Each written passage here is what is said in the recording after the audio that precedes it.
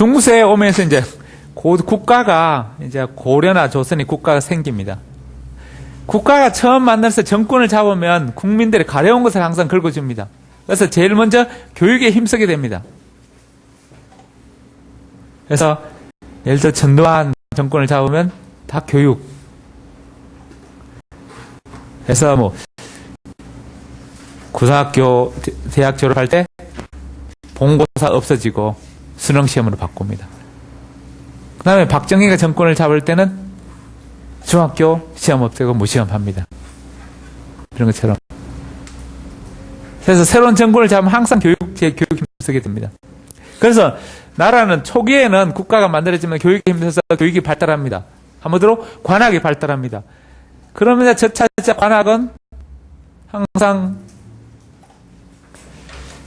정해진 월급 받으니까 그냥 철밥그릇, 철밥통, 안전빵입니다.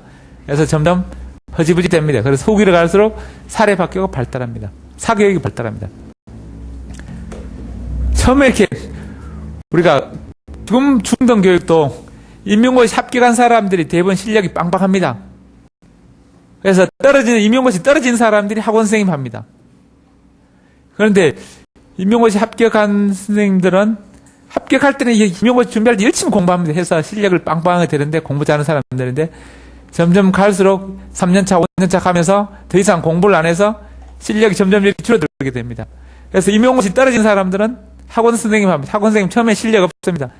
그래서 점점 있으면서 계속 학원에 살아남아야 되니까 계속 공부 열심히 계속 실력이 늘어납니다. 임용고시 사람은 처음에 실력이 있었는데 점점 이렇게 멈춰있고 정체돼 있고 학원 선생님들은 임용고시 떨어 처음에 실력이 없었는데 점점 갈수록 죽자 사자 이렇게 먹고 살려는 열심히 해야 되니까 실력이 점점 늘어나게 됩니다. 마찬가지로 초기에 국가에서 하는 관학은 처음에 실력이 이렇게 선생님들 실력이 있고 해서 학교가 발달하는데 점점 실력이 떨어지고 사교육이 발달하니까 후기를 갈수록 사교육이 발달합니다. 그래서 고려시대도 전기에는 관학이 발달하고 후기는 사교육. 조선시대도 전기에는 관학이 발달하고 후기는 사교육이 발달합니다. 사학이 발달합니다. 이걸 지금은 이제 공립학교, 공립학교인데 그 당시에는 관학이라고 불러. 관에서 한다. 관학. 그래서 초기에는 관학이 발달하고 후기는 사립학교가 발달하게 됩니다.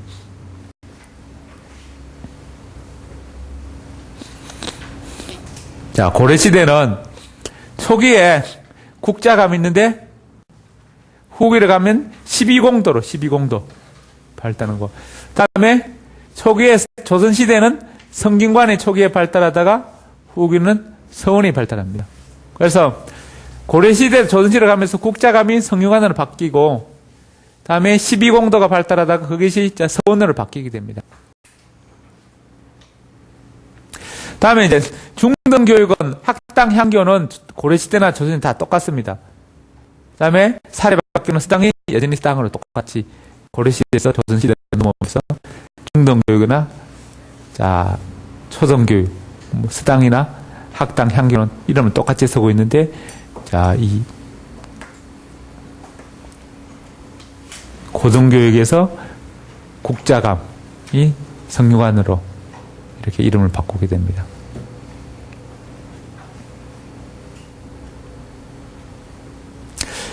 그 다음에 이제 후기를 갈수록 12공도가 유행하는데 12공이라는 성의가 뭔가 충무공, 이순신 할 때 공경대부에서 3급 이상 공무원을 공이라고 부릅니다.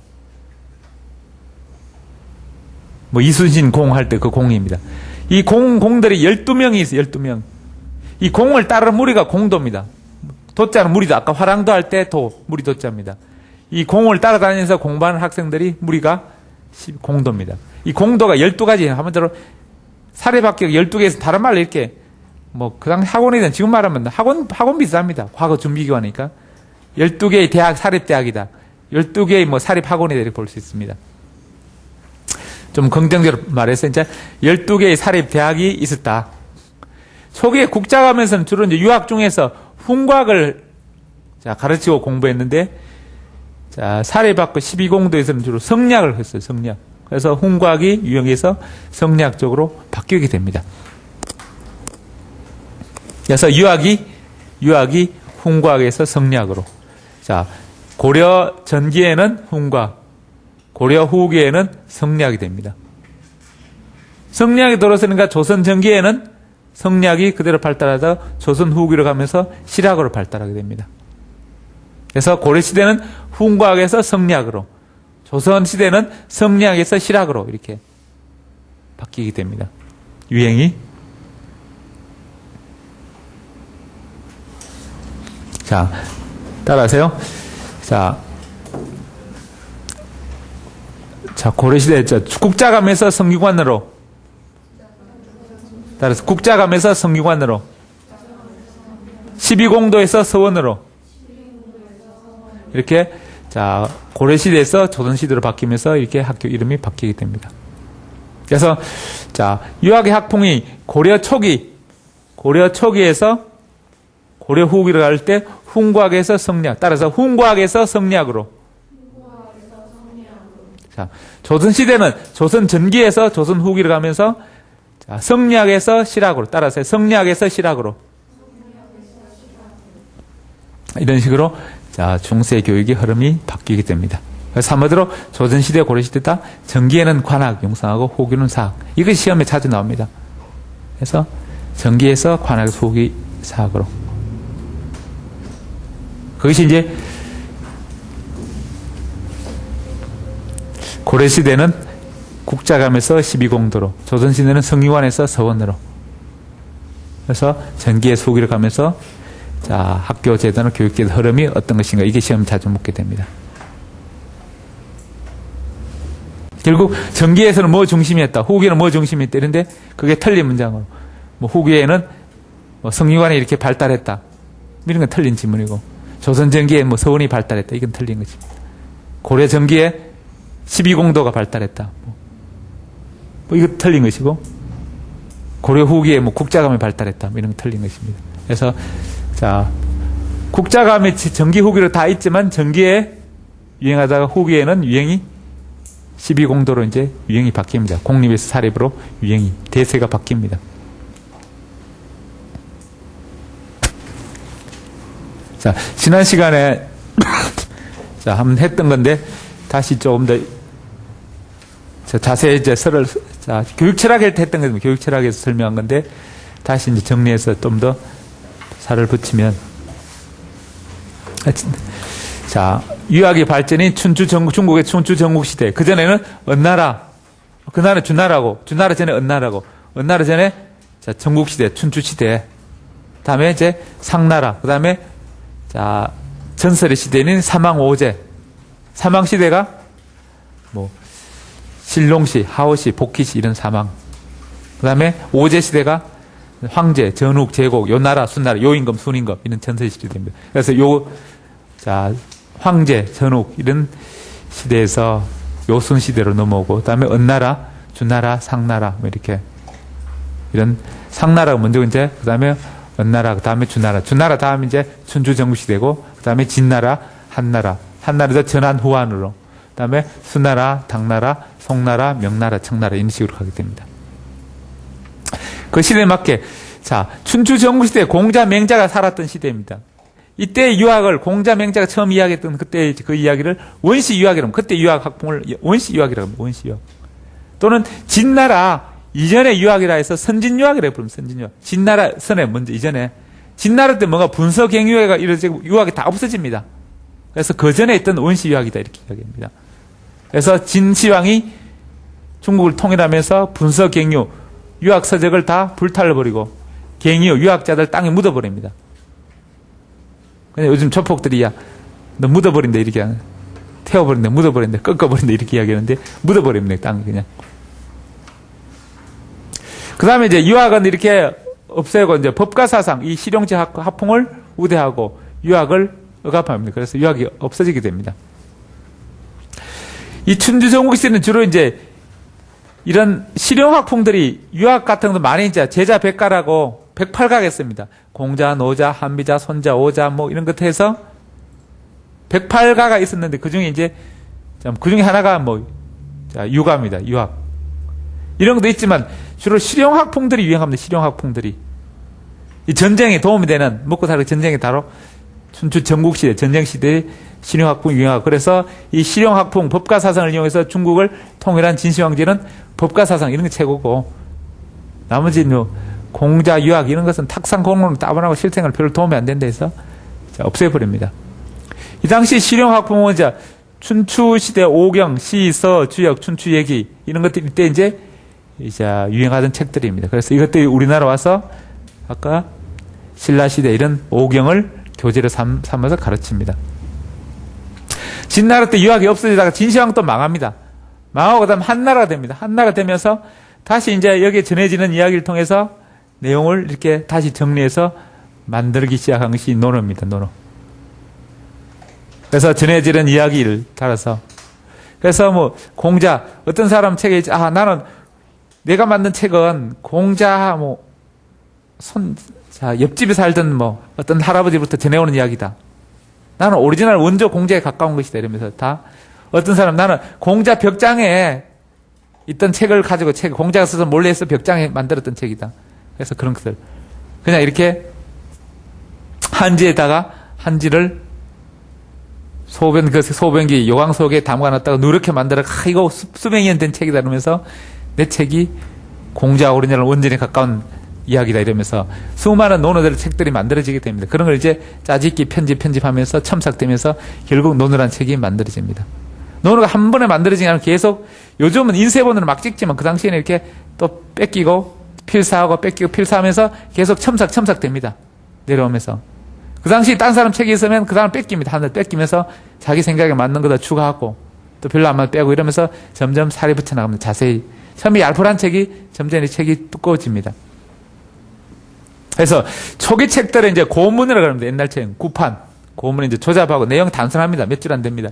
그 다음에 점점 근문을 해서 시대가 점점 새 책은 심판들은 상세해집니다. 계속 첨삭됩니까? 왜냐하면 뺏기면서 필사하면서 계속 추가하게 됩니다.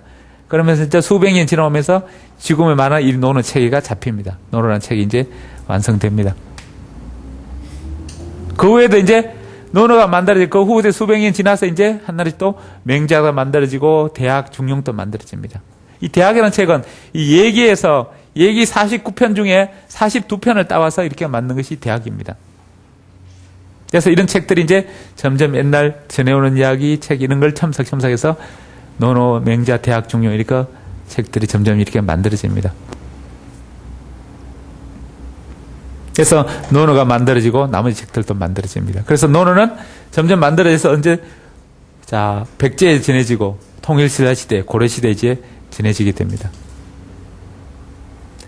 그런데 이런 책들이 이제 과거를 고려시대부터 과거용 교재로 쓰이게 됩니다. 그런데 책들마다 사람들마다 책의 내용이 다 다릅니다. 논어라도 다 필사하면서 인쇄된 것이 아니라 필사하다니까 뭔가 뺏기면서 계속 첨삭됩니다. 그래서 또 뺏기고 그 사람 또 뺏기다 보니까 사람마다 가진 책이 조금씩 다 다릅니다. 똑같은 논어 책이라도 내용이 다르고 편제가 다르고 내용이 조금씩 다릅니다. 그러다 보니까 과거에 책본을 공부하는데 같은 시험 문제인데 답이 다 다릅니다. 내 책에는 이렇게 돼 있는데 내 책은 이렇게 돼 있는데 내 책은 이렇게 돼 있는데 이런 계통을 갖다 스승을 통해서 온 사람은 이런 내용이 많이 추가되고 이런 게 빠지고 이런 계통에 내려온 책들을 공부한 사람은 이런 책을 보고 사람마다 배우는 스승이 다르고 제자가 다르니까 책들도 막 다릅니다. 그러다 보니까 논쟁이 생깁니다. 이게 올라 저게 올라 서로 오리지널 왼쪽은 내 책이 더 공자 원전에 가깝다 해서 오리지널 논쟁입니다. 왜냐하면 너 책은 자꾸 첨삭하면서 이상한 사이비로 빠진 것이다. 잡설이 들어간 것이 내가 정통 오리지널 원전에 가까운 것이 내 책이. 나는 더 오래된 책이다. 그러다 보니까 내 책은 공자 다락에서 나온 책이다. 거기서 이제 계속 이제 개통을 밟아온 것이다. 나는 공자 직통 제자한테 온 것이다. 그래서 자활하면서 공자가 직접 말한 거야 이러면서 자활 공자께서 말씀하실 어쩌고 저쩌고 하면서 책이 만들어집니다. 그래서 그 논쟁이 상고주의로 상고로는 그래서 옛것을 숭상하는 주의입니다. 구판 심판되면은 구판이 더 오리지널 원전에 우대받는 것입니다. 요즘 책 같은 우리가 심판에 더 내용이 첨삭이 좋은 건데 첨삭된 것보다 옛날 구판 오리지널 이게 공자 뜻의 원전에 더 가깝다. 계속 첨삭 살이 늘다 보니까 원래 공자가 생각했던 이야기가 조금씩 다 다르게 됩니다. 실제로 지금 나오는 이야기가 공자가 그렇게 했는 이야기는 알 수가 없는 거예요. 공자도 다 죽고 그 시대의 사람들이 다 없어지고 그 후대 사람들이 아마 공자 내용이 전해오는 내용 대충 듣고 이런 이야기가 있어 계속 첨삭해서 만들었으니까 사실 이때까지만 해도 사람들은 자활, 공자활 이렇게 해서 공자가 직접 하는 것을 이렇게 받아 적은 줄 압니다. 이때 한나라, 명나라, 송나라 이때까지 다 그렇게 알았습니다. 공자가 말씀하시 이렇게 내용가 시작되니까 공자가 제자가 직접 적은 줄 압니다. 그런데 이 청나라 때 보니까 그건 이 사람들은 다 사기다. 지금 이런 책들은 다 위작이다. 공자가 전혀 관계없는 후대 수백 년 후의 사람들이 그냥 대충 전해오는 이야기를 잡고 자기네의 후세 학자들이 맞는 것이다. 그걸 알게 됩니다. 공자의 그런 취지는 받아들이겠지만 직접 공자가 적은 것이 아니다 알게 됩니다. 어떻게 알게 되냐? 이때 춘추 전국시대 공자 맹자 시대에 쓰던 비석에 이렇게 남아있으면 글씨가 그때 사람 죽었을 때 비석에 이렇게 글씨를 적어서 비석 세웁니다. 돌에 새겨서. 그런데 그 글씨체는 청나라 때까지 계속 남아있었는 비석 안 변하는데 그런데 여기에 새긴 책들을 딱 비교해 보니까 그 글씨하고 이 글씨하고 다릅니다. 시체가 다르고 내용이 다릅니다. 예를 들어 글씨를 같다 이렇게 같을 동자를 우리는 지금 예를 들어 이렇게 같을 동자를 쓰고 있습니다. 그때는 이렇게 쓰게 됩니다. 같을 동자를 이런 글자 쓰게 되는데 비석에는 동자를 이렇게 쓰는데 이렇게 씁니다. 지금은 이렇게 쓰는데 그러니까 글씨 내용이 다릅니다. 이렇게 그러니까 이 시대하고 이 시대에 쓰는 우리가 옛날 쓰던 말하고 지금 말이 다릅니다. 똑같은 단어가. 그래서 그런 시대를 비교해봐. 이때 이 책에 있는 책에 이때 만들어진 책은 아니고 그 후대에 만들어진 걸 알게 됩니다. 그래서 그게 그냥 그걸로 이제 연구 결과에서 청나라 고정학 시대에 알게 되지만 어쨌든 그 당시에는 이렇게 논쟁이 상고주의, 내가 태책이 더 오리지널 원전에 가깝다 이런 상고주의 풍토가 생깁니다. 이런 유학 고전이 유학책이 과거제 교재로 쓰이면서 상고주의 풍토에 옛것을 더 우대하게 됩니다. 그래서 학문이 발전이 안 되게 됩니다. 심판을 우대해야 되는데 구판을 우대하다 보니까 그래서 그 다음에 또 사대주의 우리가 살면서 이게 중국 이야기 우리 실정이 많지 않으면 중국에는 그래. 지금 우리 사대는 미국은 이래. 미국 사람 이렇게 해. 미국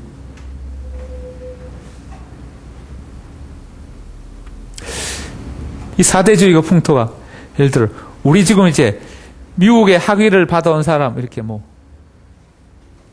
타진요 같은 카페가 생기고 사실 이렇게 미국에는 이렇게 학위를 150불만 보내면 학위를 보내줍니다. 학교에서 스탠포드도 150불만 주면 졸업장 학위 성적표 다 보내줍니다. 학교 만들어서 이렇게 우리나라하고 그 미국 교육 체제가 우리나라는 공교육 중심이라서 국가가 모든 관리합니다. 졸업장 지으면 졸업장 줬는지 교육부에 기록해놓고 다 국가에서 감독 제대로 성적 공부해서 줬는지 확인하는데 미국은 지방 분권화 교육 제도라서 졸업장을 누가 주든지 학교에서 자유재량입니다. 그냥 하루는 출석하고 졸업장 줘도 되고 한 달 다니고 졸업장 줘도 우리나라 지금 대안학교와 같은 체제입니다. 그리고 미국의 대학은 우리나라 대안학교처럼 자율체입니다. 하루 나하고 졸업장 줘도 되고 공부하고 돈만 주면 졸업장 그건 학교 자유재량이니까 지금 우리 대안학교 졸업장 같은 경우도 그냥 학교 학력이 인정 안 되는 그런 졸업장 아무나 주면 됩니다. 그런 것처럼 미국 학위는 그냥 가보면은 프린스턴 무슨 대학 이렇게 이산 대학고 이런 복잡한 대학도 있습니다. 하와이 괌 같은 데도 이렇게 대학 가서 미국 간 대학에 150불 주는 대학이 이렇게 있습니다. 있는데 큰 대학도 마찬가지로 돈 좀 하버드도 졸업장 돈 주면 대부분 보내줍니다. 위주에서 주는 사람도 있고 학교 로비에서 주는 사람도 있고 다양하게 있고 어떤 대학은 대학교도 없습니다. 그냥 집에 거실에서 전화 한 대 놓고 자기가 총장이고 그래서 졸업장도 주고 돈 주면 졸업장 주고 그래서 자기 나름대로 학교 그 하버드하고 우리 하버드하고 딴 대학이 같은 이름 써도 되고 그렇습니다. 그런 것들을 어차피 그게 그런 사대주의 이렇게 일제시대 때는 일본을 강조하는 일본 사대 지금 미국 사대주의 조선시대는 중국 사대주의 사라는 섬길 사자는 큰 나라를 대국을 섬기는 사대주의 풍토가 그래서 중국에는 이렇게 해석해 이렇게 씁니다. 예를 들어 우리나라도 미국에서는 화장지를 이렇게 두루마리 화장지는 화장실이면서 식탁에 안 올려 이렇게 이야기합니다. 그 사람들은 식탁에 두루마리 화장지 화장실에 있고 식탁에 이렇게 납작한 거 쓰게 됩니다. 그런데 그러면서 한국 사람 참 이상해. 두루마리를 식탁에 올려 이럽니다. 저희들은 두루마리는 화장실입니다. 그런데 그 차이는 한국에는 미국엔 두루마리는 회색 두루마리는 질 나쁜 것입니다. 먼지 나는 것 두루마리. 그래서 화장실 식탁에 안 올리는 것이고 우리 두루마리는 깨끗한 것입니다. 압축 강도 가서 먼지도 안 나고. 그런 문화적 차이를 몰라서 그냥 미국 사람들의 미국에서 공부한 사람 미국에는 절대로 두루마리 식탁에 안 올리는데 입도 안 닦는데 한국 사람은 그걸 입을 닦더라고 이렇게. 미국에는 이렇게 미국 하는 것이 가장 바람직한 거 한국 하는 것은 나쁜 것이다. 이렇게 그런 사대주의가 이제 형태가 사대주의가 발달합니다. 그래서 중국에는 이렇게 이런 식으로 그래서 중국 하는 방식이 옳고 한국 방식은 틀려서 중국 해석은 옳아 한국에서는 틀려 이런 식으로 자 그 과거 논쟁이 이런 상보주의 사대주의로 흘러가게 됩니다. 그래서 어쨌든 이렇게 책이 이제 점점 수백에 걸러오면서 첨삭돼서 책이 만들어집니다. 논어가 만들어집니다. 맹자가 만들어, 대학이 만들어, 중용이 만들어집니다. 이런 경전을 만들어가는 단계, 첨삭하면서 해석하고 맞는가 빼고 첨삭, 이런 것을 경학이라고 합니다. 경학. 이런 단계를 경학. 유학 학풍 중에 경학이다. 경전을 만드는 학풍. 이걸 다른 말로 훈과학이라고 합니다. 훈과학. 훈을 달고, 고학적 훈을 달고 해석하는 것입니다. 해석해서 논리에 맞지 않으면 빼고 더 첨삭하고 이렇게 계속하면서 책이 사서가 만들어집니다. 이 다 만들어져서 이제 만들어지면서 우리나라에 이제 자, 고려 후기에 전해지게 됩니다.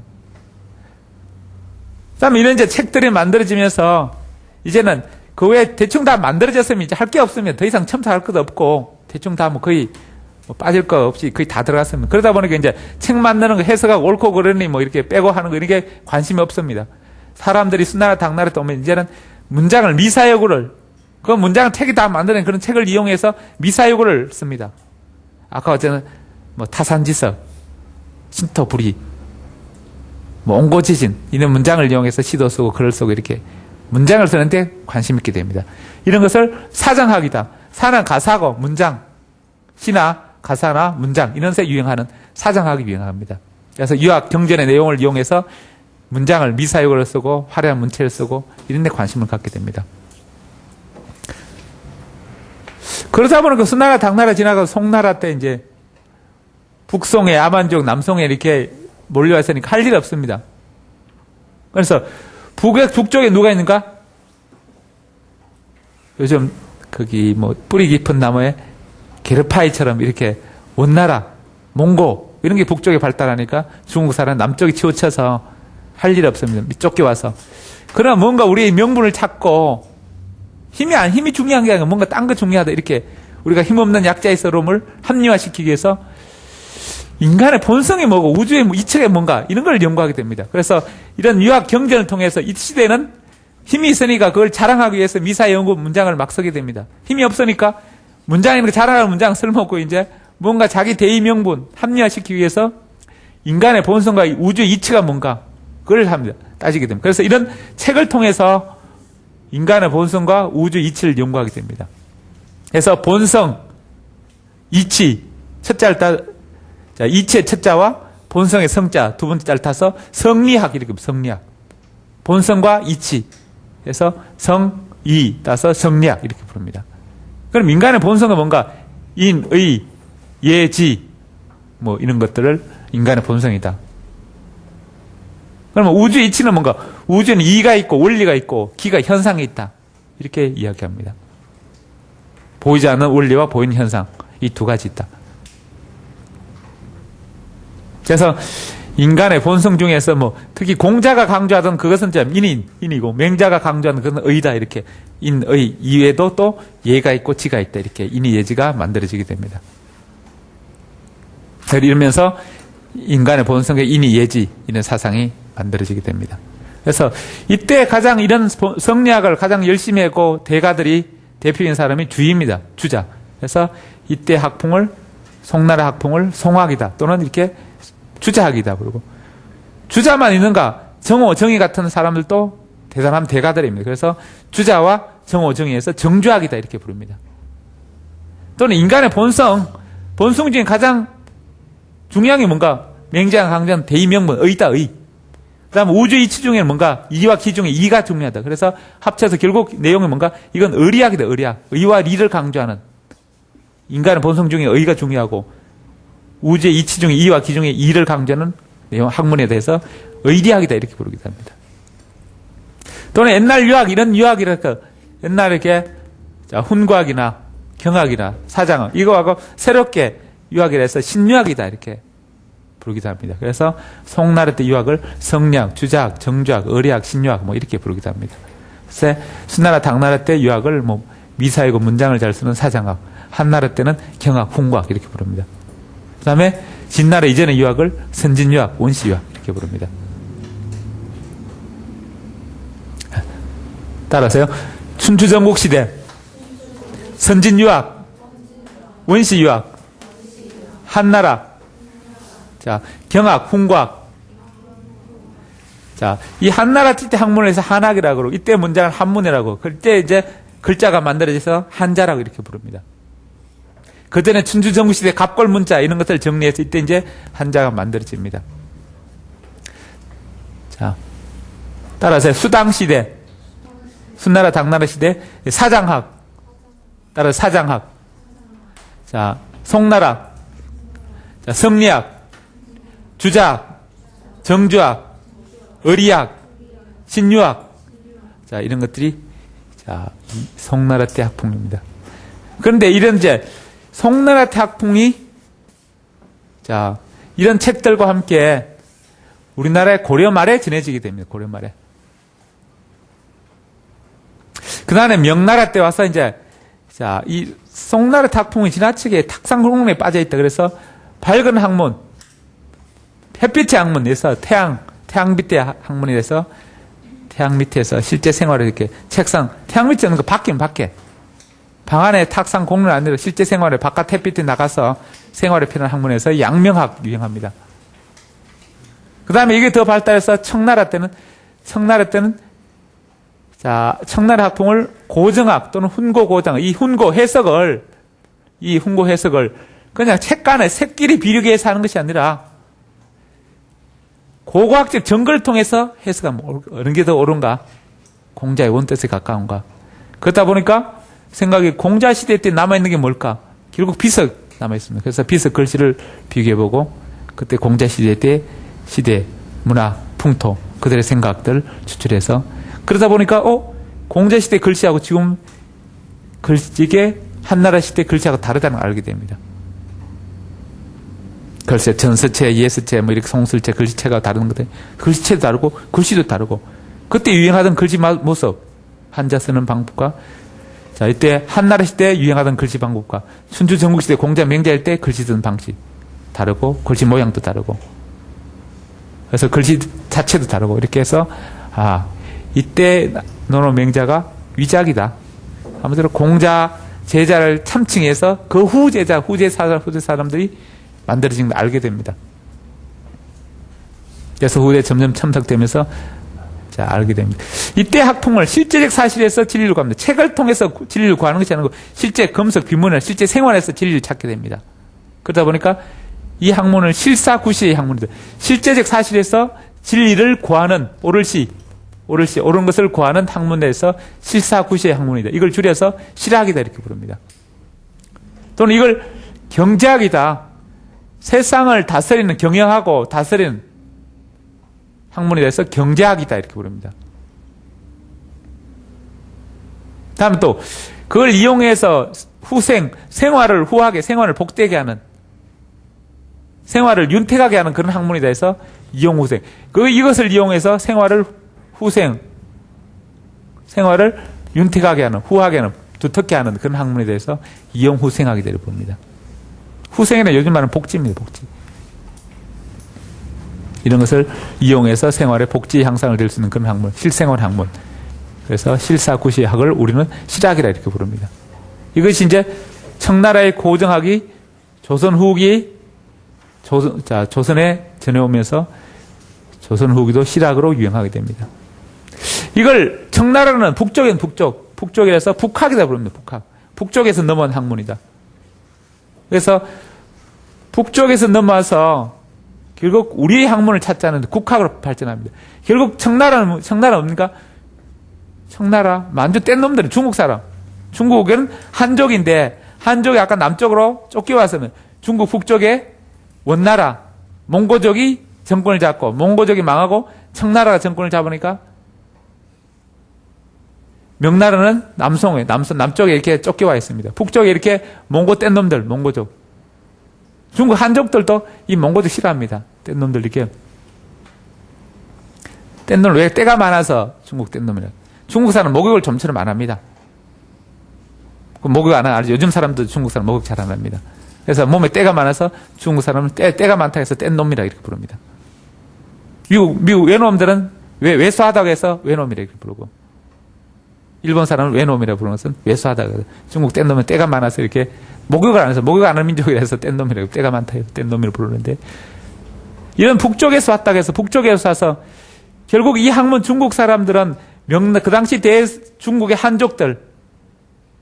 한족들의 문화에서 중국 청나라만의 뭔가 독자적인들 찾으려고 고정학을 만드는 거예요. 그것을 우리나라 도입해서 우리도 그러면 이런 명나라 뜻이 아니고 우리 것을 찾자는, 기존에 이제 중국 명나라 와서 유행하고 있던 것을 청나라가 뭔가 새로운 걸 만들어서 중국 자기만의 어떤 특징을 찾게 됩니다. 우리도 마찬가지 이 실학을 받아서 중국 것이 아닌 우리 조선 것을 찾자는 풍토.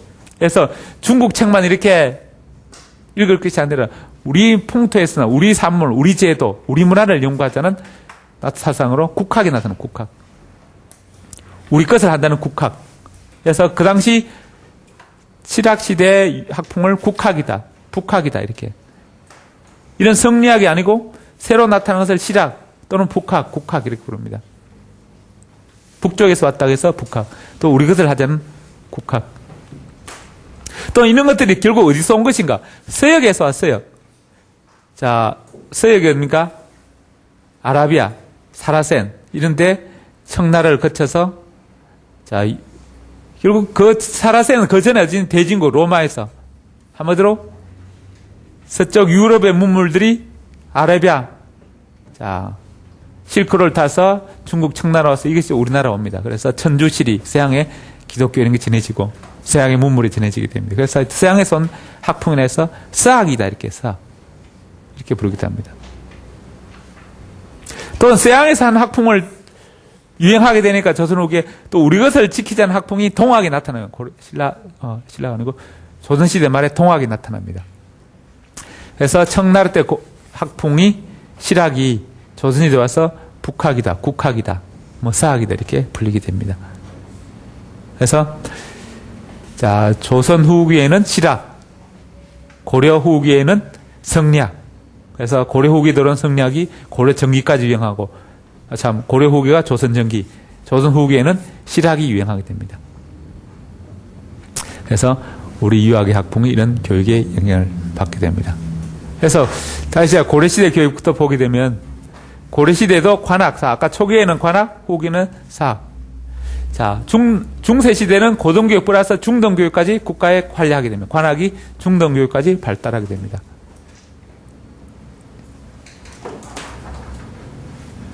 그래서 고등교육 국자 가면은 자, 관리 양성이나 유학 보고 이런데 주로 여기까지 아직 관리 양성, 주목지 아까 고대 국가부터 고등교육에서는 관리 양성 중심입니다.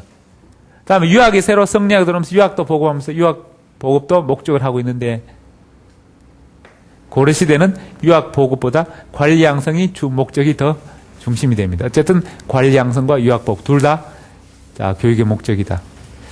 근데 신라시대 아까 이렇게 3구분, 3품제, 독서 3품과에서 결국 이제 3등급으로 나눴는데 고려시대 오면서 7제를 하면서 7등급으로 또 세분합니다.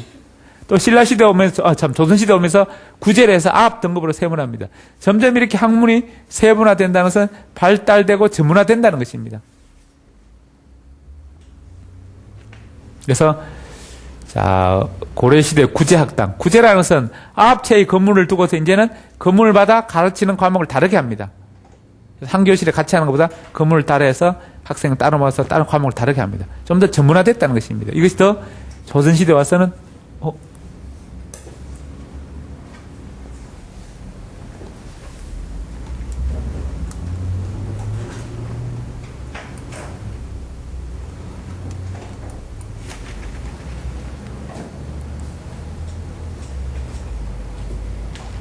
자, 조선시대 와서는 구제학당을 9채의 건물로 나눠서 점점 세분화됩니다. 자, 조선시대 국자가면 성균관에서는 관리 보급보다 관리 양성과 유학 보급을 좀 더 중심에 하게 됩니다. 어차피 다 관리 양성과 유학 보급이, 자, 고등교육의 목적인데, 고려시대, 조선시대였던 국자감이나 성균관의 교육 목적인데, 약간 조선시대 성균관은 관리 양성보다 유학 보급에 조금 더 우선을 뒀다면, 고려시대는 유학 보급보다 관리 양성에 좀 더 우선을 뒀다고 볼 수 있습니다. 자, 거기 국자감에서 교사가 이제 박사, 조교. 아까 신라시대 국학에서도 박사, 조교였습니다. 이런 교육 전문직에다가 행정 전문직으로 판사를 두게 됩니다, 판사. 판사가 고려 말에 대사성으로 바뀝니다. 바뀌어서 조선시대는 계속 대사성으로. 한마디로 이렇게 교육 만드는 교육 전문직과 행정 전문직. 한마디로 총장격, 이렇게 학교 행정, 교육 행정을 맡은 자, 사람들을, 자, 대학 총장 해당하는 판사를 두고 있는 판사가 고려 말에 대사성으로 바뀌면서 조선시대는 대사성이 된 대사성.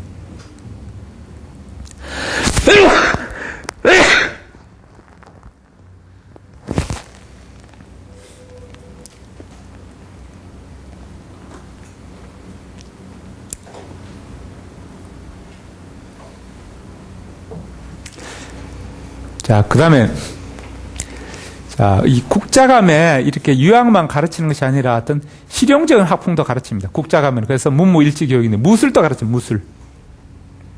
그래서,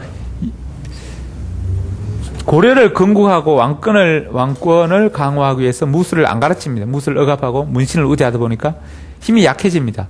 그래서 북방의 오랑캐들이 점점 침공하니까 이 국자감에도 무술을 가르쳐야 돼서 강해제를 두게 됩니다. 여진조를. 자, 또는 이제, 자, 북쪽 거란족. 그래서 고려시대는 주로 거란족이, 자, 문제가 되고 조선시대는 여진족이 문제가 됩니다. 이 여진족이 뒤에 말한 아까 청나라, 몽고족이 청나라 뗀 놈들입니다. 그래서, 자, 만주족과 몽고족, 중국 이런 사람들 다 싫어하는데, 중국은 이제 한족이 본질이고 중국은 몽고족, 만주족, 서장족, 티베트족, 그 다음 회족, 장족, 이렇게 중국 한족이 중심이고 나머지 5족이 중심이고, 그 나머지 변방 잡단 216개 종족이 있습니다.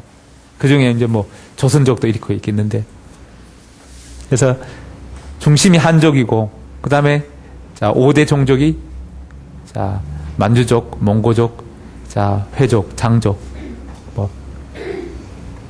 자, 이런 사람들이 있는데, 그 중에 이제 이게, 중국에서 이렇게,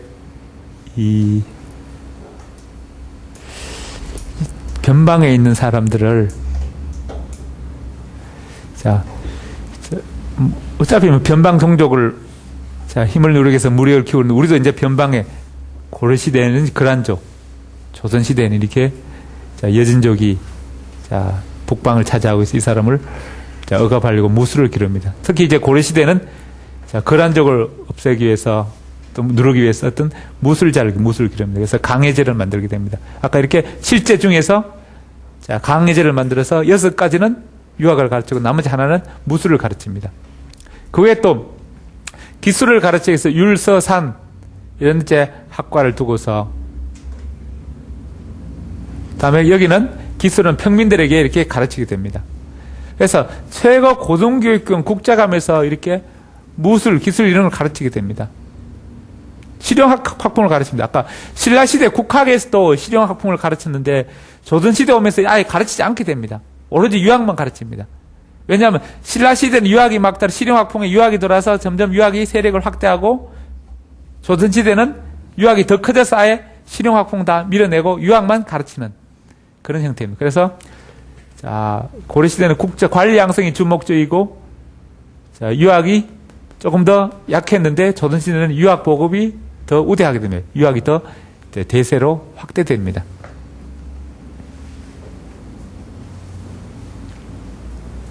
그래서 아까 7제 중에 나머지는 뭐 경덕제, 여택제, 대빙제, 양정제 이런 걸 통해서 경덕제는 모수를 가르치고 여택제는 주역을 가르치고 대빙제는 상서를 가르치고 양정제는 춘추를 가르치고 이렇게 건물마다 과목을 달리해서 7채의 건물을 들고 7개를 가르칩니다.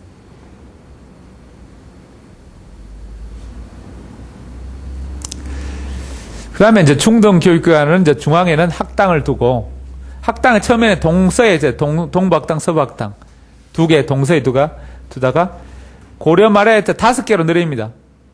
그런데 이제 만들다가 뭐 나라가 망해버립니다. 그래서 쭉 이제 동부학당, 서부학당 2개만 있습니다. 그래서 말에 5개로 늘리다가 망해서 5개. 그래서 주로 이제 고려시대는 동부학당, 서부학당 2개 학당이 있습니다. 조선시대는 사부학당, 동부학당, 서부학당, 중부학당, 남부학당 이렇게 조선시대는 4개의 학당입니다. 동부학당 동대문 쪽에 있는데 서부학당 서대문 쪽에 있고 중부학당은 지금 이제 을지로 정도 있고 남부학당은 지금 명동성당에 있는 거기 개성여고 자리 거기가 남부학당 자리입니다. 북부학당은 왜 없나요? 북부학당은 성균관에 있으니까 북쪽에 해화동 성균관에 있으니까 북부학당은 뭐 만들다가 없어진 거죠. 그래서 사부학당. 고려시대는 주로 이제 2부학당, 동부, 서부. 조선시대는 주로 사부학당 체제로 가게 됩니다. 다음에 이제 지방의 향교가 조선시대, 고려시대 계속 향교로 남게 됩니다. 사립학교는 중등교육기관에 이제 12공도 아까 고려시대 유명한 공신들을 따르는 무리들이 공도입니다. 공신들이 은퇴하고 지방 내려면 그 몰려가서 배우게 됩니다. 이런 공도들이 있습니다. 이런 게 12개 있습니다. 12개. 그래서 지금 말하면 사립대학 기능을 하고 뭐 중등교육과 고등교육 주로 이제 중등교육 중심입니다. 그 중에 가장 유명한 사람이 이제 최충의 문헌공도 최충의 호가 문헌공이 있는 문헌공. 그래서 문헌공을 따른 무리들이 문헌공도입니다. 그래서 이런 것들이 이제 문헌공도에 사람이 많이 몰리니까 아홉채의 건물 두고 굳이 학당을 옵니다. 아홉채.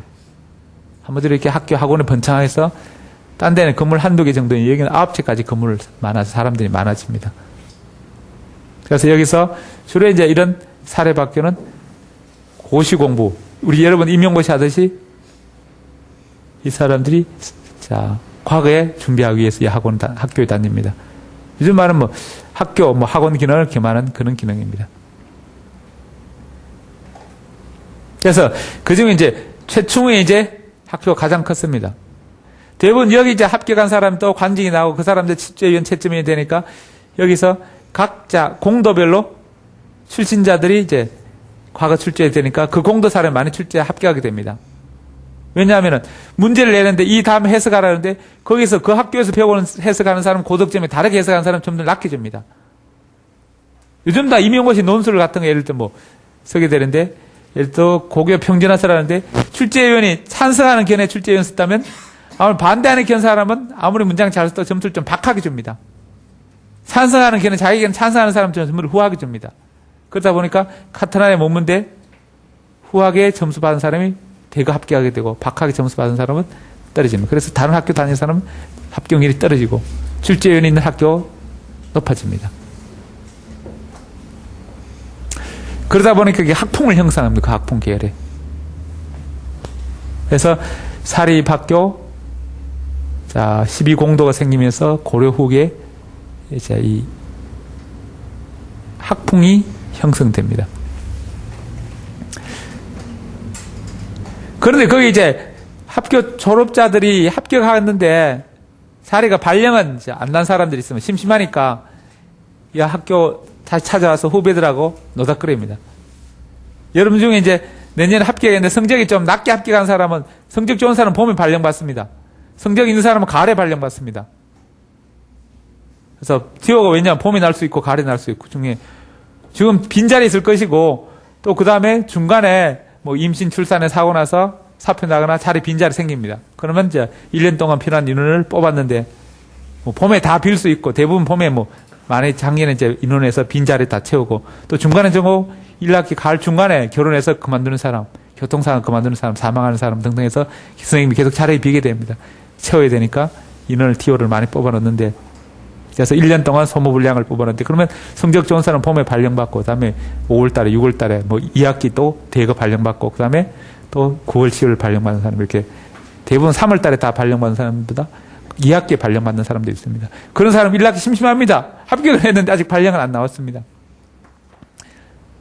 이런 사람 어떻게 하면 노량진을 와서, 노량진을 옵니다. 오면 이렇게 작년에 같이 공부하던 애에서 전화해서 야 만나자 밥 먹자 이렇게 하는데, 와서 이렇게 밥은 3,000원짜리 사주고 스트레스는 30만 원씩 주고 갑니다.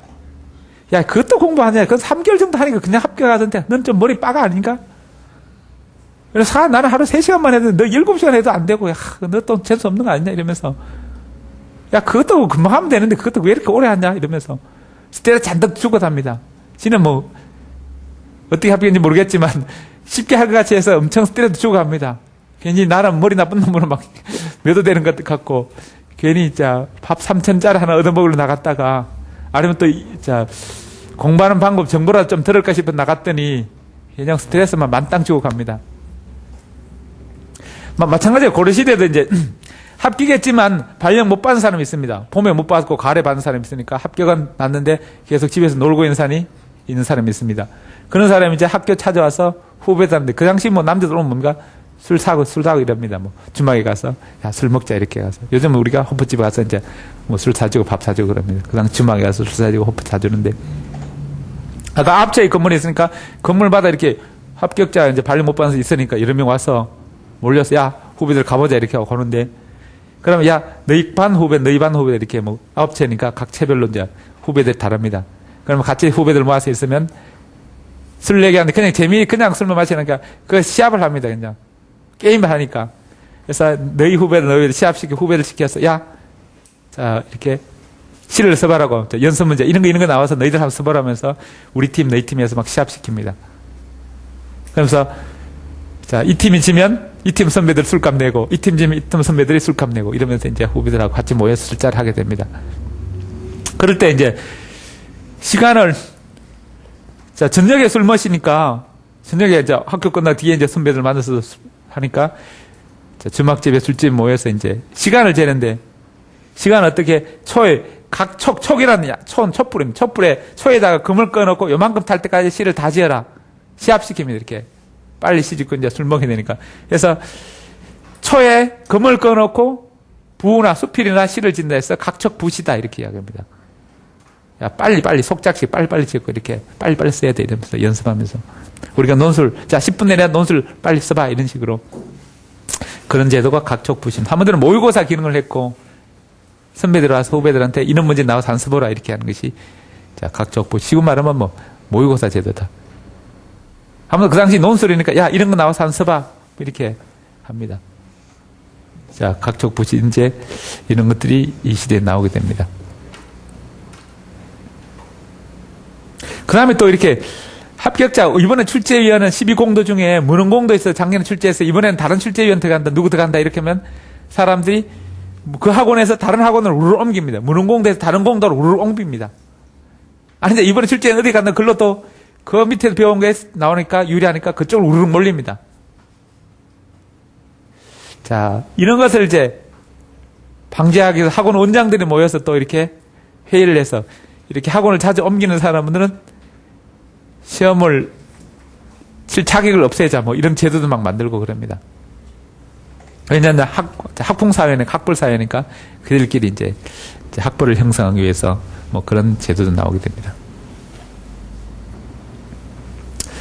자, 그 다음에 이제 초등교육기관이나 수당도생 수당, 이것이 이제 조선시대도 그대로 자 내려오게 됩니다.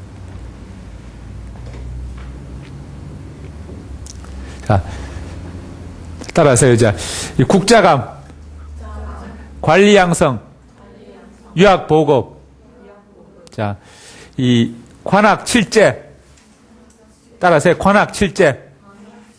자, 관악이 7채의 건물을 지어서 나눠서 하는데, 그 중에 따라서 강해제, 자, 무술교육, 자, 그 다음에, 자, 기술교육, 율서산, 율에는 법률입니다. 법률. 법률 같으면 이렇게 요즘 말하는 판사, 검사, 변호사 이런 거. 그 다음에 그 옛날 같은 뭡니까? 감옥 사면 감옥. 형리. 감옥에 죄수들 단사하고 죄를 취조하고 이러면서 율. 서는 이제 글쓰기, 글서, 서예. 사는 주산, 계산 이런 것들입니다. 그래서 율서산 이렇게 세 과목을 가르쳤습니다. 그래서 자, 이 고등교육 귀족뿐만 아니라 실용교육은 평민들도 들어갈 수 있었다. 자, 따라서 사학, 중등교육, 12공도, 자, 사립대학 기능, 자, 문헌공도, 최충, 구제학당, 각촉 부시제도. 자, 이런 것들이 이제 고려시대 자, 시험 내용 중에 시험에 자주 나오는 것들입니다. 이 뭐 경덕제, 여덕제, 대병제, 양정제 요건 뭐 자, 나중에 이제 기본반을 가서 또 자세히 공부하게 됩니다.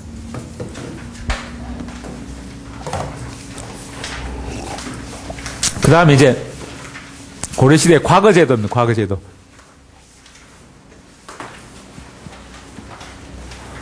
과거제도 아까 좌주문생제도가 이제 문벌, 학벌사회로 이렇게 학벌사회가 문벌사회로 나오는데 좌주문생에는 좌주라는 서 앉아있는 주인, 감독관입니다. 감독관. 채점관, 감독관. 같이 하니까요. 자, 감독 채점하는 시험관입니다. 시험관. 좌주가. 문생은 문화생이에요. 문화생. 그 밑에 문화생.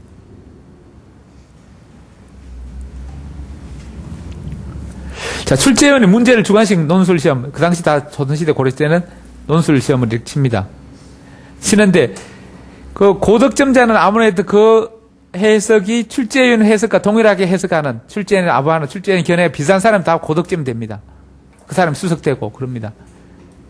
예를 들어 뭐 고교 평준화 썼는데 출제위원은 찬성하는 견해를 가진 학자인데 반대하는 견해에 있어서 뭐 고득점 받기 힘듭니다.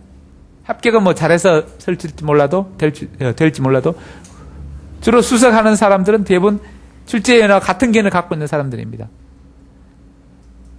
사실 그 운 때문에 자기의 견해 뭐 자기의 입자, 거기 학교 공도 선배들이 출제하고 그 따라가는 후배들입니다. 그러다 보니까 학교 선후배가 또 관직에 나가서 출제위원 되면 또 합격자로 서로 연결됩니다. 밀어주고 당겨주고. 그래서 자, 친밀한 관계 이렇게 인맥 관계가 형성됩니다. 그것을 좌주 문생이다 이렇게 이야기합니다. 이 감독관 출제위원이 채점관이 좌주고 그에 합격한 사람 자, 문생 이렇게 급제자가 문생이라 해서 자, 뭐 부자관계, 어버이와 아들 관계, 밀어주고 당겨주는 친밀한 관계 형성됩니다. 그게 만들어서 학벌이 되고 문벌이 됩니다. 그런데 이 과거 제도를 누가 만들었는가? 자, 아까 신라시대는 독서 삼품과라고 있었는데 중국에서 후주 사람, 자, 당나라가 망하고 이제 5대 10국 시대 후주란 나라가 있는데 후주가 망하고 이제 송나라로 옵니다. 후주에 있던 사람이 쌍기라는 사람이 나라가 망했으니까 이제 도망가야 됩니다. 그래서 고려로 도망가서 자, 이 고려 임금한테 이렇게 중국에서 이런 과거 제도를 해가지고 이렇게 문신을 우대하고 무인을 억압하고 그래서 왕권을 강화하고 귀족을 누르는 이런 제도가 있다. 이 과거 제도 해보라 해서 그래 해보자 해서 채택해서 과거 제도가 만들어지게 됩니다. 그래서 이 쌍기라는 사람이 뭐 출제위원은 초기 1대 출제위원 채점관이 됩니다. 한마디로 1대 좌주 됩니다. 이렇게 시험 출제위원을 다른 말로 뭐 시험을 뽑는 데에서 뭐 지공거다 이렇게 이야기합니다. 지공거. 근데 시험은 이제 두 가지로 명경업, 재수업 이렇게 부릅니다. 경전에 밝은 사람, 경전. 아까 경학시대, 홍과학시대, 홍과학 경전에 밝은 사람과 재수업, 아까 사장학에 밝은 사람. 사장학. 글씨를 잘 쓰는 사람, 재술. 미사여고, 문장을 잘 쓰는 사람, 재술업, 이렇게. 고려시대는 명경업, 재술업, 이렇게 부릅니다. 조선시대 와서는 이걸 생원과, 진사과, 이 경진에 밝은 사람이 합격하면 생원, 김생원, 이생원, 박생원, 이렇게 생원이라는 호칭을 부릅니다. 다음에 글짓기, 재술, 작문을 잘하는 사람들 합격자를 조선시대는 진사라 부릅니다. 박진사, 이진사, 김진사, 생원, 진사. 해서, 자, 이렇게 부르는데 이 경전, 경학에 밝은 사람, 이건 문장, 사장학에 밝은 사람을 뽑게 됩니다. 그래서 초기에는 나라가 새로 생기는, 고려나 조선 새로 생기니까 새로운 제도가 많이 필요합니다. 새로운 제도에 박학다식한 사람을 우대하고 뽑게 됩니다. 이제 나라가 다 제도가 딱 만들어져 있습니다. 더 이상 새로운 제도 필요 없으니까 이 경제는 발굴한 사람 필요 없고, 기존에 이제 문장을 잘 쓰고 미사역을 쓰고 이런 게 문장을 잘 쓰는 사람도 우대하게 됩니다. 그래서 초기에는 명경업이 우대하는데 후기로 갈수록 제술업이, 초기는 생원과, 후기는 진사과를 더 우대하게 됩니다.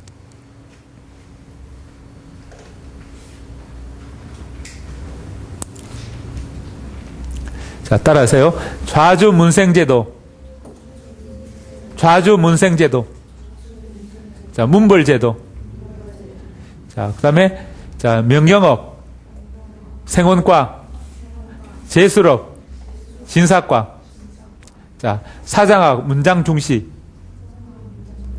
자, 경학, 경전 중시. 자, 그래서 조선 이게, 자, 과거 제도에 또 시험에 자주 나눠서 초기에는 이렇게 경전을 중시하는 명경업이나 생원과 이런 것을 중시했고, 후기는 제술과, 진사과, 사장, 문장을 쓰는 사람들을 우대했다. 그 흐름들이 고려 초기엔, 조선 초기에는 경전, 후기를 갈수록 제술 이런 것을 우대하게 됩니다. 그래서 이런 것들이 시험에 자주 나옵니다. 그래서 후기는 제술업이, 제술, 장문이 우대받고, 초기에는 경전 이런 것을 우대받게 됩니다.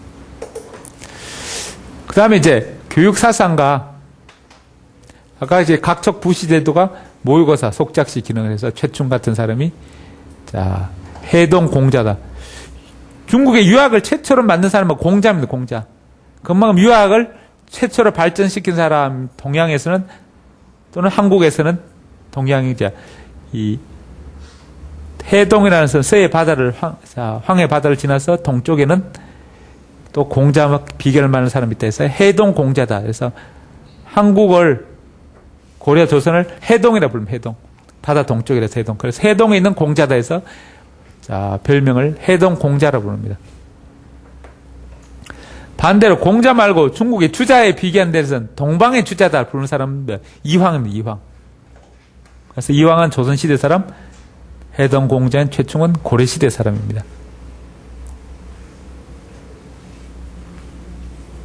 그 다음에 이제 안장의 서막전. 자, 고려 후기 되면서 이렇게 화폐가 생깁니다. 화폐가 생기니까 이제 그전에는 장학금을 주기 위해서 곡식을 모았는데, 이제는 이제 곡식의 학교를 위해서 살섬 모으고, 그 다음에 돈까지 모으게 되는 서막전. 전에는 돈전자입니다. 전의 전쟁, 전입니다. 돈전자. 그래서 장학금 제도를 만들게 됩니다. 다음에 이제 이세가선 교수 5단계설로 이렇게 교육제도가 발달합니다. 다음에 진울 같은 사람 고르실 때 돈오 점수. 갑자기 깨닫고 오라는 깨달을 얻죠. 돈은 갑자기 돈자입니다. 점수는 점점 수행한다는 점수. 그래서 갑자기 깨닫고 점점 수행하는 것. 자, 머리의 생각은 갑자기 변화되고 행동은 점점 변한다. 그래서 돈오 점수 두 가지, 갑작스러운 변화, 지식은 갑작스러운 변화, 행동은 점점 변화. 두 가지 동시에 해야 된다는 사상이 진울의 돈오 점수 사상입니다. 그 다음에 정해 상수란 선, 정은 앉아서 고요히 책 같은 거 보면서 하는 것이고, 해는 실천하는 삶, 실천. 참선을 통해서 직접 실천을 통해서 몸으로 배우는 것입니다. 책을 통해서 배우고 몸을 통해서 보고. 두 가지 같이 겸해있는 정해 상수. 다 지덕체 전인교육입니다. 지덕체 전인교육.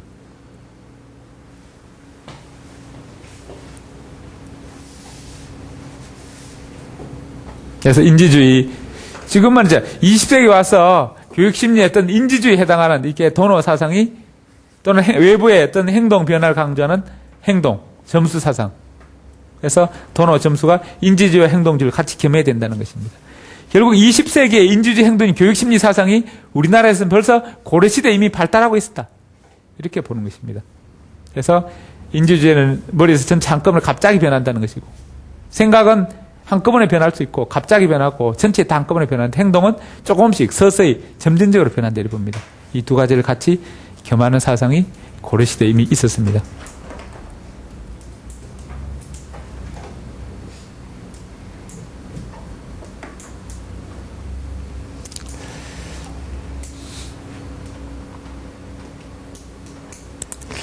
그래서 불교 사상에 반존하는 것은 서로 자기 내면을 돌이켜 보는 것이고, 진심은 마음을 다한다는 것이고, 이제 원돈 성분은 돈은 아까 갑자기고, 원은 전체를 한꺼번에 다 갑자기 깨닫고 성불한다는 것입니다. 결국 지적 요소는 깨달음은 한꺼번에 일어난다는 것입니다. 점진적으로 일어나는 것이 아니고 한꺼번에.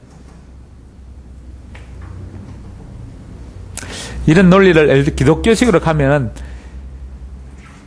기독교, 천주교 가장 큰 차이점이 이제 이 연옥설인데, 기독교에는 믿으면 바로 구원받아서 천국 간다. 그래서 바로 한꺼번에 갑자기 믿음으로써 생각을 바꾸면 바로 간다는데, 자, 천주교에서는 연옥에 있어서 연옥에 있는 동안 이 세상에 많은, 이 선한 활동을 많이 하면은, 또는, 그 후손들이 기도를 많이 해주면 천당에 갈 수 있다. 결국 행동으로 어떤 선행과 믿음을 같이 겸하는 활동이 이 두 가지 도노 점사상인데, 기독교에는 이 한 가지입니다. 바로 도노 사상. 갑자기 믿음 바로 천국 갑니다. 선행, 착한 행실 안 해도. 그런데 믿음 플러스 착한 행실까지 겸해야 된다는 것이 도노 점수 사상입니다. 천주교에서 말하는 연옥설과 비슷한 논리들입니다. 그래서 같이 겸해야 된다는 그런 사상이 고려시대 이미 발전했다는 것입니다. 따라서 안향. 자, 서막전. 최초의 장학금 제도. 자, 진울. 도노 점수. 정해 쌍수. 자, 인지주의. 자, 머리의 변화. 인지의 변화. 전체적 변화. 한 번의 변화. 갑자기 변화. 자, 행동주의. 외부의 변화. 조금씩 변화. 서서히 변화. 점진적으로 변화. 자, 양은 한쪽은 전체가 한꺼번에 한 번 조금씩 변화. 이런 전체는 갑자기 순간적으로 바꾸고, 얘는 시간적으로 서서히 변하고. 이렇게 행동주의와 인지주의 차이점이, 결국 행동주의는 서서히 조금씩 변하고, 그 다음에 인지주의는 전체가 한꺼번에 변하고, 이 차이점입니다. 이런 교육심리 사상이, 20세기 사상이 우리 고려시대 이미 도노점수 정해상 사상으로 이미 나타났다는 것입니다. 이 두 가지를 같이 겸하자, 절충하자는 사상입니다. 그래서 우리의 사상이 서양의 교육 사상도 훨씬 일찍부터 발달했다는 것입니다. 그래서 이런 것들이 도노점수, 정해상수 이런 것들이 시험에 나옵니다. 그래서 우리 제도가 서양보다 뛰어난 제도 이런 것들이 시험에, 역사 시험에 자주 나옵니다. 그 다음에 이 조선 전기입니다. 아까 성리학, 신유학, 고려 후기로 시작된 성리학, 신유학이 조선 전기까지 계속됩니다. 그래서 조선 후기는 실학이 유행하게 되고, 그래서 조선시대 교육 목적은 이 성리학의 목적, 성인 군자, 성인이 되지 못하면 성인이 되는 게 교육의 목적이고, 성인이 못해 공자, 맹자 같은 사람을 닮아가는 것입니다. 그게 교육 목적이고,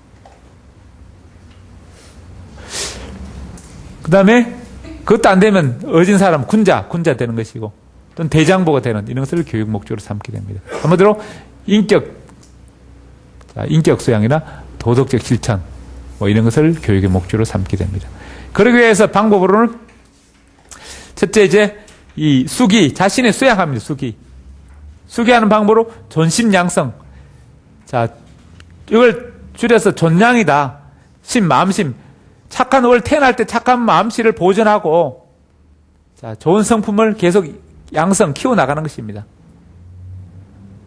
그래서 착한 성품을 태어날 때, 어릴 때 착한 본 태어나고, 그 착한 본을 계속 키워나가는 것이, 존심 양성을 줄여서 존양이라 그럽니다. 이를 통해서 자신의 수기, 자신의 몸을 수신합니다. 자신의 몸을 그것을 수기라 이렇게 이야기합니다. 그 다음에 한마디 도덕성을 실천해 도덕을 키우고, 마음을 바르자. 그 다음에 지식입니다. 그 다음에 공리, 이치를 끝까지 궁극적으로 파헤치고, 그걸 다른 말로 경물치지다. 사물의 이치를 끝까지 파헤치는 것을 경물치지. 이 경물치지가 다른 말로 공리입니다. 경물이 이고 원리, 사물의 이치고, 그것을 치지. 자, 끝까지 자, 파헤쳐서 안다는 것입니다. 즉, 궁극적인 끝까지 안다는 것입니다. 이 두 가지 지적 요소와 정의적 요소 두 가지 하게 됩니다. 이 도덕적 원리를 알기 위해서 어떤 실천을 담고 있는 학문이 수학입니다. 수학이나 또는 가래, 가정의 예절 이런 것들입니다.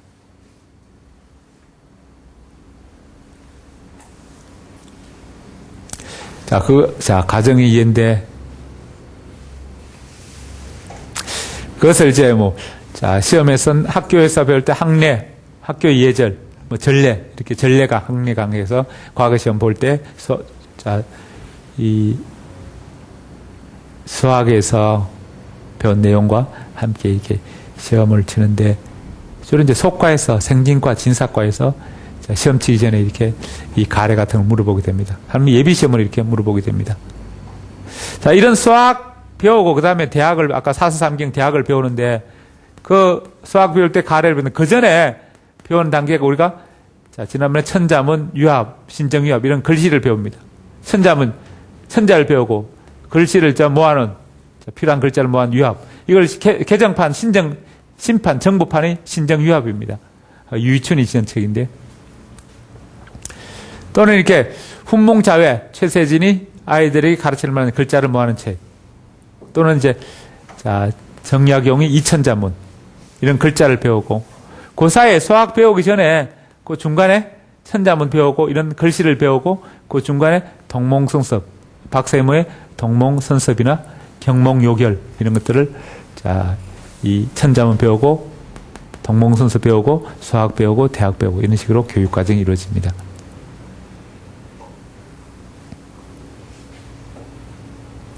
다음 이제 관학은 성균관에 있는 성유학과 유학 보급이 주 목적이고 거기다가 관리 양성도 부수적으로 목적을 하게 됩니다.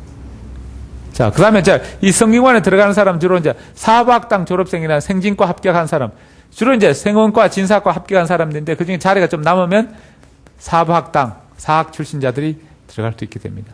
주로 원칙적으로 이렇게 생진과 합격자가 정식 합격자고 이 사학당은 편입으로 이렇게 보결로 들어오는 사람들입니다. 그래서 정식 생진과 합격자들은 이렇게 상제라 해서 동제, 서제, 위체, 상제, 위체 이렇게 있게 됩니다. 성균관에 이렇게 들어가 보면은 본당이죠. 대성전 있고 강당, 명당 있고 서쪽에 이제 건물 이렇게 방들이 있습니다. 동쪽에도 방들이 있는데 이 동쪽에 있는 방을 동제, 서쪽에 있는 서제랍니다. 지금 이제 서제는 그 성관대 고시생들이 이렇게 사법고시 행정고시 있는 사람이 사용하고 유학 공부하러 온 사람이 동제에 쓰고 있는데 방들입니다. 그래서 생원 진사 합격해서 정식 입학 자격증 있는 사람들은 주로 상제 위치에 쓰고 이게 후보로 뒷문으로 도는 사람, 편입으로 도는 사람, 이런 사람 백으로 도는 사람 이렇게 아래채, 이 하제, 동제, 서제 이렇게 사용합니다. 이 대성제는 아까 성전, 성인에 대한 제사의 문묘가 있고 그래서 문묘, 대성전에 문묘가 있습니다. 문묘. 그래서 이 공자한테 제사 지냅니다. 봄, 가을로 제사 지내는 것을 석전제라고 합니다. 이 제사 지낼 때 혹시 임금이 오는 경우가 있습니다. 임금이 오는 경우인데 임금이 오는 경우를 그때 이제 임금이 올 때 시험 치는 것을 알성시라고 합니다. 임금이 성인을 아련할 때 시험 친다 해서 과거본다해서 알성시.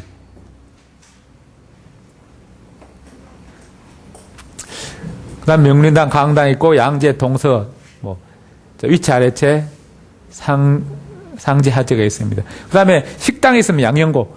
이쪽에 보면 이제 식당이 있는데 지금은 이제 없어졌습니다. 건물이. 식당이 이제 양영고에 있었습니다. 다음에 이제, 잡서, 검지, 노자, 장자, 불경, 이런 거 다 잡서 읽지 말고 오로지 유학서적만 읽어라. 요즘도 이렇게 사범대에 이렇게 고시실에 가보면 잡서, 검지 적어놨습니다. 혹시 임용서적만 읽고 나머지 책들, 소설, 수필 이런 거 다 읽지 말고 오로지 임용서적만 보라고. 합격해서 오로지 그 시간에 모든 시간을 다 임용고시에 집중해야 된다. 이렇게 잡서, 검지 적어놨습니다. 잡류, 기타 백과 자집 이런 거 다 오로지 유학만 읽으라. 이거 읽으면 읽다가 잡히면 성균관에서 쫓겨납니다. 퇴실당합니다. 다음에 이제 아까 경전에 발견한 것을 조선시대는 명경업을 명경과라고 그러고 제술업을 제술과, 다른 말로 생원과 진사과 이렇게 봅니다. 이렇게 구두시험으로 경전에 대해서 강의해보라, 설명해보라 말로 이렇게 묻게 됩니다. 구두시험으로. 다음 제술과는 논술시험입니다. 그래서 과거 시험에 명경, 제술 있는 것처럼 성균관에도 명경, 제술을 나누어서 자 중간고사, 기말고사 이렇게 칩니다. 그건 중간고사, 기말고사를 어떻게 치느냐? 일고 매일매일 시험 칩니다. 하루하루 일고. 그다음 월고, 월말고사. 그다음에 순고, 초순, 중순, 하순 10일마다 칩니다.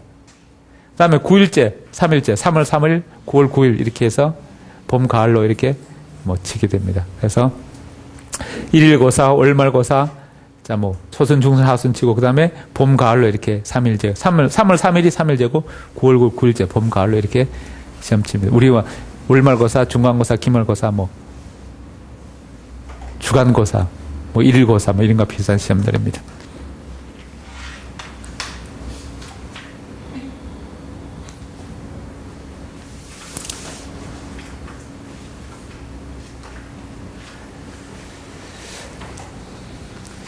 자, 따라서 자, 석전제, 알성시, 자, 일고, 월고, 순고, 3일째, 9일째.